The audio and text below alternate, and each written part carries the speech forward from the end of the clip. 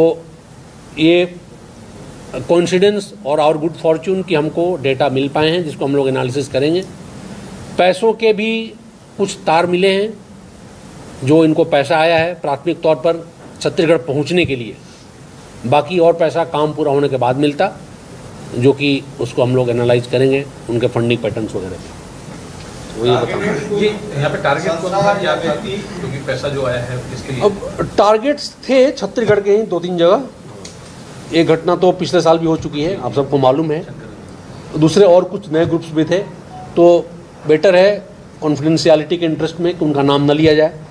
ठीक है, उन्होंने भी रिक्वेस्ट किया है और हमें भी लगता है कि एज गवर्नमेंट एजेंसी और एज रिस्पॉन्सिबल मीडिया हम लोग उनके नाम को उजागर न करें, उनकी प्राइवेसी मेंटेन करें। बट 2 ग्रुप्स मैं कहूँगा छत्तीसगढ़ के टारगेट थे, जिनके 2-3 संभावित स्थानों पे अटैक किया जा सकता था।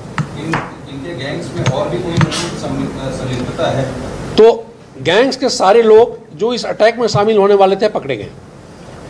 अब कोऑर्डिनेटर, जाहिर सी बात है, कोऑर्डिनेटर नहीं पकड़ा गया जो टास्किंग कर रहा था। लोकल कांटेक्ट मिल पाएंगे किसके यहाँ से कैसे गए? नहीं, अब क्या है कि उनमें से एक आध आदमी छत्तीसगढ़ आया हुआ है, वीडियो बना के रेकी करके गया हुआ है। वो वीडियोस मिले हैं इनसे, हो सकता है उसने किसी और का हेल्प लिया हो। अब सब कुछ इतना जल्दी पता नहीं चलेगा, क्योंकि जुडिशियल जो प्रोसेस है, पकड़ने के बाद इनको पेश करना, हम लोग पुलिस रिमांड पे लेंगे तो इनके एसोसिएशंस और कहाँ कहाँ हैं लोकल, किसने रेकी में हेल्प किया, वो सब पता करेंगे। चारों की गिरफ्तारी अलग अलग जगहों से हुई है। जैसा कि बताया कि ये लोग एक कोऑर्डिनेटेड अभियान के तहत रायपुर पहुंचे हुए थे, तो 3 लोग यहीं से पकड़े गए। एक आदमी जो कोऑर्डिनेट कर रहा था, जो फॉरेन में बैठा हुआ है मलेशिया में, मयंक सिंह, जो कोड नेम है, हाँ, उससे जो कोऑर्डिनेट कर रहा था और टास्किंग कर रहा था, उसको रायपुर पुलिस आज ही सुबह जयपुर से लेके आई है। जयपुर से लेके आई है। तो ये गिरफ्तारी राजस्थान से हुई। पप्पू सिंह जयपुर से ही गिरफ्तार हुए क्या सर? हाँ जी जी। सर, इनको फंडिंग किस स्तर पर होती थी सर? इंटरनेशनल लेवल पर फंडिंग होती थी यूज करता था और ये भी है सर। अब कुछ इंटरेस्टिंग चीज़ें जो एसपी साहब बताएंगे, इनका कोड वर्ड और मोडस ऑपरेंडाई कैसे था, सिग्नल क्या देते थे, पकड़ाने के बाद हम क्या मैसेज देंगे, तो तुम लोग कम्युनिकेशन को शट डाउन कर देना या कम्युनिकेशन को डिलीट कर देना, मोबाइल ऑफ कर लेना। वो आप बताओ कुछ इंटरेस्टिंग चीज़। ये जो है इसमें जैसा कि आप सर ने बताया, बहुत बड़ी घटना ये लोग अंजाम देने वाले थे।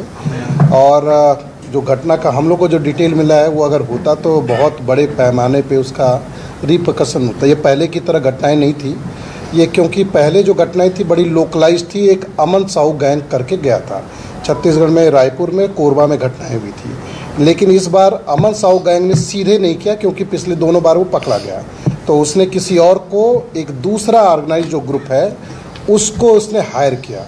और फिर उस ग्रुप ने फिर राजस्थान में जो उसके मेंबर हैं उनको दिया एक हैंडलर, फिर यहाँ के 4 अलग अलग लोगों को भेजता है। और ये चारों एक दूसरे को नहीं जानते हैं। पहले 2 आदमी आते हैं जो बाइक राइडिंग के लिए आते हैं, कि वो बाइक चलाएंगे, जो फायरिंग करने वाला होगा। दूसरा एक आदमी पिस्टल लेके आता है इंदौर से। फिर ऐसे करके एक आदमी रेकी करता है, और फिर हैंडलर को हम लोगों ने मतलब जो पकड़ा। तो आप देखेंगे कि ये बड़ा इसको इन्होंने बड़ा सोफिस्टिकेटेड तरीके से इस बार किसी और गैंग को दे दिया, बड़े गैंग को दे दिया, जो देश में कई जगह ऑपरेट करते हैं। उस गैंग के पीछे हम लोग बाद में आके आपको खुलासा भी करेंगे। वो गैंग पूरे देश में नोटोरियस है। उस गैंग को इस बार इसको हायर किया गया यहाँ के लोगों को टारगेट करने के लिए। इसलिए ये घटना और इसका पकड़ा जाना बहुत ज़रूरी है। और आप देख सकते हैं कि ये चारों हार्डेंड क्रिमिनल हैं, सभी के रिकॉर्ड्स हैं। जो पप्पू सिंह है वो जेल में 2 साल पहले भी फायरिंग करके राजस्थान में फायरिंग करने में शामिल रहा है, 2 साल जेल में था। जैसा सर ने बताया कि जेल में उसको टास्क मिला। फिर दूसरे जो लोग हैं वो भी जेल रह चुके हैं। भूपेंद्र सिंह गैंगस्टर का सहयोगी रहा है। भूपेंद्र सिंह, हाँ, गैंगस्टर का सहयोगी रहा है, वो भी बड़े वाले गैंग के साथ काम करता है। तो आप देखेंगे बहुत सारे गैंग, बड़े बड़े गैंग के लिए ये लोग काम करते रहे हैं। और दूसरा इंटरेस्टिंग चीज़ जिसमें कई सारे जो आपके मीडिया के लिए कंजम्पशन के लिए मुझे लगता है कि ये इसमें बड़ा मेहनत किया गया। 3 जगहों से लोगों को टीमें जो हमारी झारखंड गई, राजस्थान गई और रायपुर में लगातार पिछले 3 दिनों से काम कर रहे थे।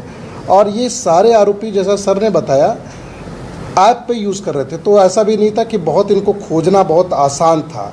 और ये आपस में, जैसे मेन हैंडलर है वो अपना नाम आर्मी रखा हुआ था, दूसरा जो व्यक्ति फायर करने के लिए उसका नाम BSF रखा हुआ था, तीसरा ऐसे उसने किसी और नाम रखा हुआ है, ताकि, और ये एक दूसरे को नहीं जानते। जब ये मिला तो इसको लगा कि ये मुझे हैंडल कर रहा था, दूसरा मिला तो सोचा ये हैंडल कर रहा था, पता चला ये दोनों कहीं और से हैंडल हो रहे हैं। जब पप्पू सिंह सबके सामने यहाँ लाया गया तो पता चला इन लोगों को मालूम नहीं था। अलग अलग 3 अलग अलग लोग आए और फिर यहाँ भी जैसे हमने एक किसी को पकड़ा और हम लोग चाह रहे थे कि वो कम्युनिकेशन में लगातार रहे, तो हमें बड़ी सिक्रेसी मेंटेन करनी पड़ी थी। अच्छा, दूसरा आ रहा है तो फिर उसको कैसे ट्रैप करें, नहीं तो उसको वो तुरंत चला जाता है। उसके एक ट्रैप बिछाया गया और बहुत इंटरेस्टिंग चीज़ें हुई। लेकिन इम्पॉर्टेंट ये है उसमें कि जैसे एक पकड़ा गया तो उनको नहीं, भनक हमने नहीं लगने दी कि वो दूसरा भी पकड़ा गया, तीसरे को कहीं और पकड़ा। लेकिन कहीं ना कहीं से ये एक आदमी सिग्नल देने के लिए कि मैं पकड़ा गया, तो जैसे ये लोग अगर आपस में बात करते हैं, अगर सब कुछ ठीक रहता है तो इन्होंने बोला कि जय माता दी, हमारे सामने बात कर रहा है, हम जैसे उसको बोले वैसे बात कर रहा है। और अगर पकड़ा गया तो राम राम से शुरुआत करता है। तो आपस में इन्होंने लास्ट में इनको समझ में आया कि हम सब अलग अलग जगह पकड़े जा रहे हैं, इनको लगा कि कहीं पकड़ा गया, तो उस तरह से ये लोग सिग्नल देके आपस में बात करते। अब तरीका देखिए, सोशल मीडिया प्लेटफॉर्म का यूज़, इनक्रिप्टेड साइट्स का यूज़, अलग अलग जगहों से लोगों का आना, ताकि ये इसमें कहीं किसी को पता न चले। तो ये बड़ा कॉम्प्लेक्स ऑपरेशन था, लेकिन बहुत ही मुस्तैदी से जो हमारी क्राइम की टीम है, थाने की टीम है, वो इन्होंने बड़े अच्छे से मेहनत करके उसको डिक्रिप्ट किया, उसको कि कैसे काम करें, और फाइनली ये गैंग्स पकड़े गए। इनका फाइनल जो टारगेट वो कल होने वाला था। कल ये लोग बड़ी मतलब सनसनीखेज तरीके से करने वाले थे। इनको यहाँ तक इंस्ट्रक्शन था कि जो पूरी की पूरी मैगजीन खाली कर देनी है। तो इस तरह से, और कितना कहाँ मारना है, कैसे मारना है, व्यक्ति को कैसे क्या करना है, ये सब इन्होंने प्लान कर रखा था। तो ये एक जो ऑपरेशन, ये आप इम्पोर्टेंस इस तरह से समझ सकते हैं कि ये अंतर्राज्यीय नहीं, एक अंतर्राष्ट्रीय गिरोह जो इसमें शामिल था उसके द्वारा ये अंजाम दिया जाना था। और इसमें जो फाइनल अभी जो मयंक सिंह, जिसका अभी लोकेशन मलेशिया में आ रहा है, हो सकता है कुछ और लोगों जो झारखंड में हों, तो हम लोग झारखंड ATS से भी संपर्क में हैं और साथ साथ दूसरी एजेंसी से भी, जिनके द्वारा इनपुट शेयर करके हम लोग इसमें काम कर रहे हैं। आने वाले समय में हम लोग हो सकता है कुछ और खुलासा करें इसमें। सर ये जिस नाम से गैंग है कि इससे NIA से भी कुछ SIB भी इस पे लगी हुई थी क्या सर जांच पे? NIA में एक केस है इनके ऊपर, क्योंकि झारखंड में इनका संबंध वहाँ के जो प्रतिबंधित संगठन है PLFI उनसे था। तो NIA में इनके ऊपर केस दर्ज हुआ है ऑलरेडी। और जो अमन साहू है और उसका सहयोगी है, दोनों काफ़ी दिनों से जेल में हैं। जेल सिंह, हाँ ना, मयंक तो कोड नेम है, मैं बताया आपको, मयंक एक कोड नेम है। जो हाँ, अमन साहू जो मेन कमांडर है इसका, इस गैंग का, उसके PLFI से संबंध रहे हैं। 10-12 लोग हैं, वो तो बदलते रहते हैं।